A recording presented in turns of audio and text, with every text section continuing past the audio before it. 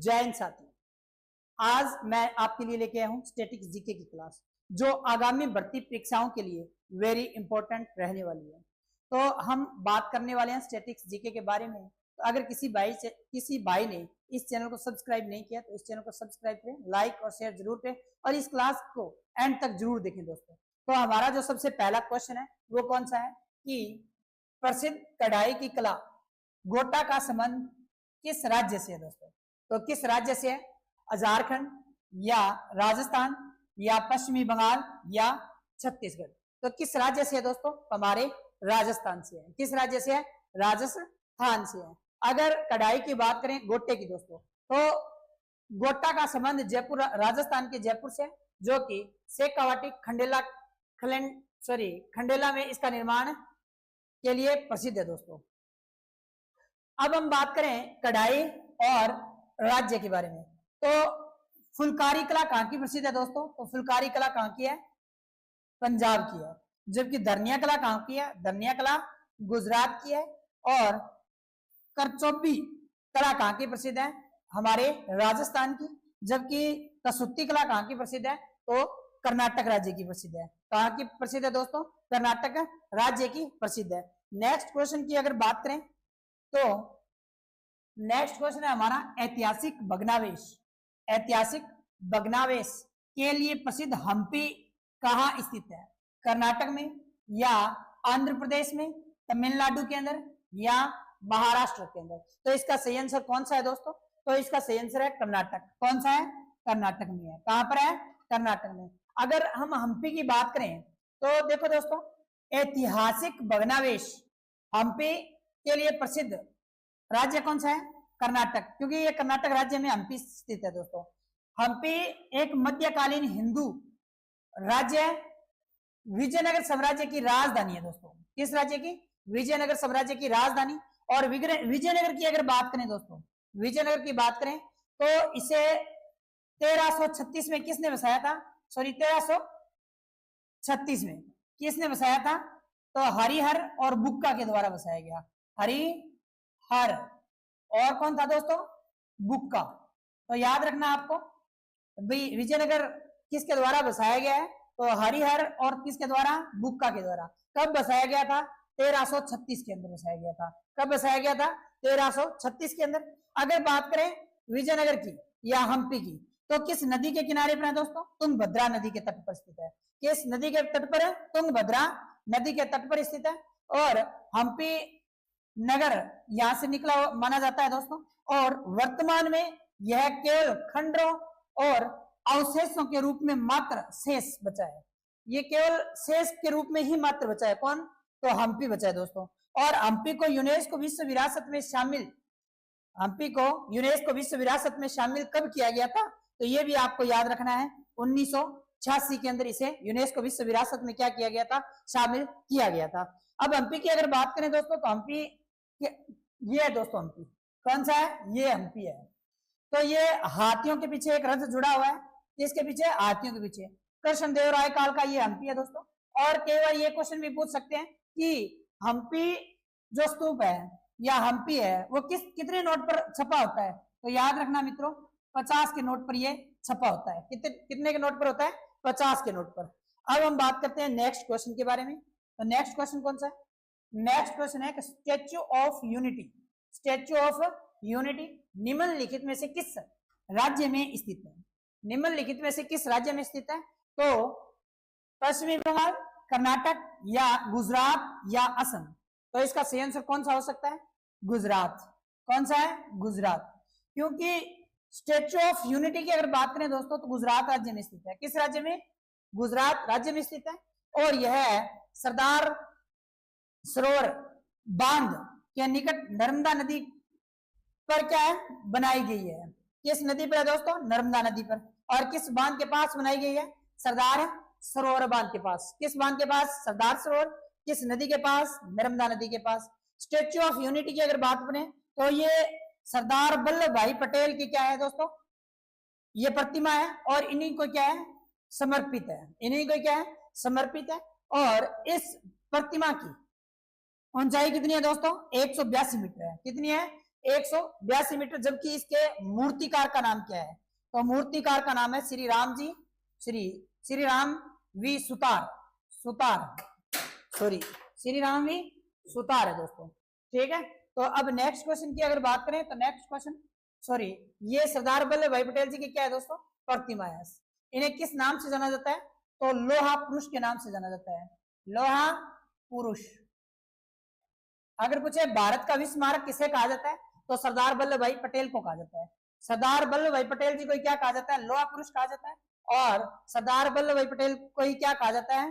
तो भारत का विश्व स्मारक भी कहा जाता है। अगर आपसे इस प्रकार से भी क्वेश्चन पूछा जा सकता है कि लोहा गर्ल किसे कहा जाता है, या लोहा गर्ल या आयरन लेडी किसे कहा जाता है भारत में? तो आयरन लेडी किसे कहा जाता है? इंदिरा गांधी को कहा जाता है। लोहा गर्ल या आयरन लेडी, आयरन लेडी किसे कहा जाता है? इंदिरा गांधी जी को कहा जाता है, इंदिरा गांधी जी को। और ये प्रतिमा किस नदी के किनारे पर है? इस नदी, ये नदी कौन सी है दोस्तों?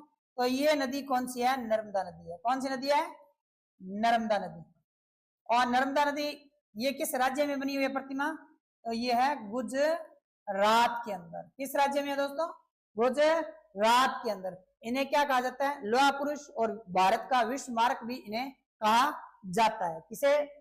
सरदार वल्लभ भाई पटेल को। नेक्स्ट क्वेश्चन कौन सा है कि एम.ए. चिदम्बरम स्टेडियम स्थित है दिल्ली, पुणे, कोलकाता या चेन्नई के अंदर? तो किस राज्य में स्थित है या किस शहर में स्थित है? तो तमिलनाडु में स्थित है। कहां पर है? तमिलनाडु, तमिलनाडु के अंदर। और तमिलनाडु का किस शहर में? चेन्नई के शहर में। किस शहर में है? चेन्नई शहर में। अगर हम बात करें तो एम.ए. चिदम्बरम स्टेडियम, इसे चिपकॉक स्टेडियम कहा जाता है, चिपाक स्टेडियम भी कहा जाता है। चिपाक स्टेडियम ग्राउंड तमिलनाडु राज्य के चेन्नई में स्थित है। और इसी मैदान का निर्माण कब करवाया गया था? 1916 के अंदर करवाया गया था। कब करवाया गया था? 1916 के अंदर करवाया गया था। यह देश का दूसरा क्या है? सबसे पुराना क्रिकेट स्टेडियम है दोस्तों। यह देश का दूसरा सबसे पुराना क्या है? Cricket stadium. इसे पहले मद्रास क्रिकेट क्लब के नाम से जाना जाता था। किसके नाम से जाना जाता था? मद्रास क्रिकेट क्लब के नाम से जाना जाता था। और इसी मैदान का नाम भारतीय क्रिकेट कंट्रोल बोर्ड के पूर्व अध्यक्ष एम.ए. चिदम्बरम के नाम पर रखा गया है दोस्तों। किसके नाम पर रखा गया है? एम.ए. चिदम्बरम के नाम पर रखा गया है। किसको? एम.ए. चिदम्बरम स्टेडियम का नाम।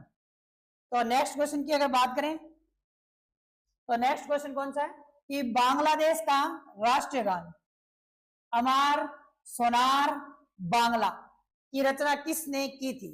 तो किसने की थी?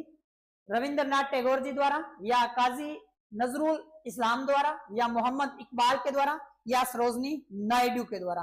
तो इसकी जो है रचना वो किसके द्वारा की गई थी? रविंद्रनाथ टैगोर जी के द्वारा की गई थी। ठीक है, बांग्लादेश का राष्ट्रीय गान अनार सोनार बांग्ला, अनार सोनार बांग्ला की रचना किसने की? गुरुदेव रविंद्रनाथ टैगोर जी के द्वारा की गई। कब की गई थी? तो ये की गई थी 1905 में। कब की गई थी? 1905 में। और 1905 में क्या हुआ था? बंगाल विभाजन। उसी के दौरान इसकी क्या की गई थी? रचना की गई थी। भारत का राष्ट्रीय गान की अगर बात करें तो कौन सा? जनगण मन है दोस्तों। और इसी की रचना किसके द्वारा की गई थी? रविंद्रनाथ टैगोर के द्वारा। लेकिन वर्ष 1913 में इन्हें गीतांजलि कृति के लिए साहित्य का नोबेल पुरस्कार प्रदान किया गया था। ये गैर यूरोपियन पहले व्यक्ति है जिन्हें क्या दिया गया था? नोबेल प्राइज दिया गया था। और ये पहले एशिया के पहले व्यक्ति हैं, एशियाई पहले व्यक्ति हैं जिन्हें कौन सा पुरस्कार दिया गया था? नोबेल प्राइज दिया गया था। कौन सा प्राइज दिया गया था? नोबेल प्राइज दिया गया था। एशिया के पहले व्यक्ति कौन है जिन्हें नोबेल प्राइज दिया गया? तो कौन से? रविंद्रनाथ टैगोर है। अगर पूछे भी गैर यूरोपियन नागरिक कौन है जिन्हें कौन सा पुरस्कार दिया गया? Nobel prize. तो कौन है? रविंद्रनाथ टैगोर जी। नेक्स्ट क्वेश्चन है कि निम्नलिखित में से कौन सा विकल्प क्रिकेट से संबंधित नहीं है? तो फ्रीट, या गैम्बिट या ऑफ ड्राइव या सिली पॉइंट? तो इसका सही आंसर कौन सा है दोस्तों? गैम्बिट। कौन सा है? गैम्बिट है। गैम्बिट की अगर बात करें तो गैम्बिट शब्द है दोस्तों, ये इसका संबंध किस से है? शतरंज से संबंधित है। किससे है? शतरंज से। इसके अतिरिक्त तीनों शब्द फ्रीट, ऑफ ड्राइव और सिली पॉइंट क्रिकेट से संबंधित है दोस्तों। किस खेल से संबंधित है? क्रिकेट से संबंधित है। नेक्स्ट क्वेश्चन की बात करें तो कौन सा है कि बॉक्सिंग खेल का क्षेत्र कहलाता है? कोर्ट कहलाता है, या रिंग कहलाता है, या ट्रैक कहलाता है, या डायमंड कहलाता है? रिंग, कोर्ट, रिंग, ट्रैक या डायमंड? तो इसका सही आंसर कौन सा है दोस्तों? रिंग है। कौन सा है? रिंग। अगर बात करें बॉक्सिंग में रिंग की, तो रिंग खेला जाता है, रिंग में खेला जाता है, इस प्रकार का ये मैदान होता है, क्योंकि बॉक्सिंग एक तो ऐसा होता है बॉक्सिंग का मैदान, एक ऐसा होता है बॉक्सिंग का मैदान, आयताकार भी होता है और वर्गाकार भी होता है। ठीक है, यह एक वर्गाकार के आकार का होता है। किसके आकार का होता है? वर्गाकार के आकार का होता है। और एक पेशेवर बॉक्सिंग जिसमें 4 से 12 राउंड होते हैं। पेशेवर बॉक्सिंग होती है दोस्तों, उसका ग्राउंड वर्गाकार होता है, और जो दूसरी बॉक्सिंग होती है दोस्तों, उसका ग्राउंड कैसा होता है? आयताकार होता है। इस प्रकार से होता है, इस प्रकार से रिंग बना होता है। ठीक है, और प्रत्येक राउंड में विश्राम करने के लिए कितने मिनट दिए जाते हैं? 1 मिनट दिया जाता है। 1 मिनट का क्या है? समय निर्धारण होता है। नॉकडाउन और नॉक आउट बॉक्सिंग की क्या है दोस्तों? शब्दावली है। नॉक डाउन और नॉक आउट किसकी शब्दावली है? तो ये बॉक्सिंग की शब्दावली है। विजेंद्र सिंह की बात करूं तो ओलंपिक पदक विजेता, भारत के प्रथम भारतीय मुक्केबाज है, और वो वर्तमान में कौन सी बॉक्सिंग खेलते हैं? तो यही खेलते हैं दोस्तों, मैंने अभी बताया था आपको, पेशेवर बॉक्सिंग। भारत के पहले बॉक्सर हैं जो पेशेवर बॉक्सिंग खेलते हैं। कौन से? विजेंद्र सिंह। कौन है दोस्तों? विजेंद्र सिंह है। नेक्स्ट क्वेश्चन है कौन सा कि निम्नलिखित में से किस खेल में वॉल्टिंग टेबल का प्रयोग किया जाता है या उपयोग होता है? तो वॉल्टिंग टेबल का जो उपयोग होता है वो किस खेल से है? जिम्नास्टिक से, या बास्केटबॉल से, या स्क्वैश से, या फेंसिंग से? तो इसका सही आंसर कौन सा है दोस्तों? तो इसका सही आंसर है जिम्नास्टिक। किस खेल से है? जिम्नास्टिक से है। जिम्नास्टिक की अगर बात करें तो वॉल्टिंग टेबल शब्द का उपयोग जिम्नास्टिक खेल से किया जाता है। जिम्नास्टिक की बात करें तो इससे संबंधित महत्वपूर्ण शब्द हैं, एक तो ब्लॉक्स, एक कोन ऑफ स्विंग, डिस और फ्लेयर्स, की प्लॉन्च और टेरिफ, टम्बल, रैंप आदि किस खेल से संबंधित है? तो आदि किस खेल से संबंधित है दोस्तों? जिम्नास्टिक से संबंधित है। किस खेल से? जिम्नास्टिक से। नेक्स्ट क्वेश्चन कौन सा है कि दिए गए विकल्पों में रनिंग एंड चेसिंग किस खेल की एक अनूठी विशेषता है? तो गोताखोर, गोल्फ, खो खो या ब्रिज? तो किस खेल की अनूठी ये जो है विशेषता है? तो दोस्तों खो खो की है। किस खेल की है? खो खो की। खो खो की अगर बात करें तो रनिंग क्या है दोस्तों? Running and chasing kho kho खेल की अनूठी विशेषता है।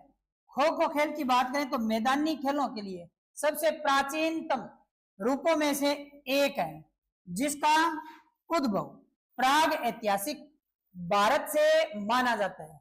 किस भारत से माना जाता है? प्राग ऐतिहासिक भारत से माना जाता है। किसका संबंध माना जाता है? तो खो खो से माना जाता है। किस खेल से माना जाता है? खो खो से माना जाता है। नेक्स्ट क्वेश्चन की बात करें तो देखो, बांगड़ा कहाँ का लोक नृत्य है? बांगड़ा कहाँ का लोक नृत्य है? सभी को पता है ये दोस्तों, तमिलनाडु का है, या कर्नाटक, या असम, या पंजाब? तो इसका सही आंसर कौन सा है? पंजाब। कौन सा है? पंजाब का सही। ये बांगड़ा जो है नृत्य है वो किस राज्य से संबंधित है? पंजाब से। बांगड़ा पंजाब का लोक नृत्य है। कौन सा नृत्य है? लोक नृत्य है। यह पुरुषों की प्रधान नृत्य है। आमतौर पर यह नृत्य वैसाखी पर्व पर आयोजित किया जाता है। किस पर्व पर आयोजित किया जाता है?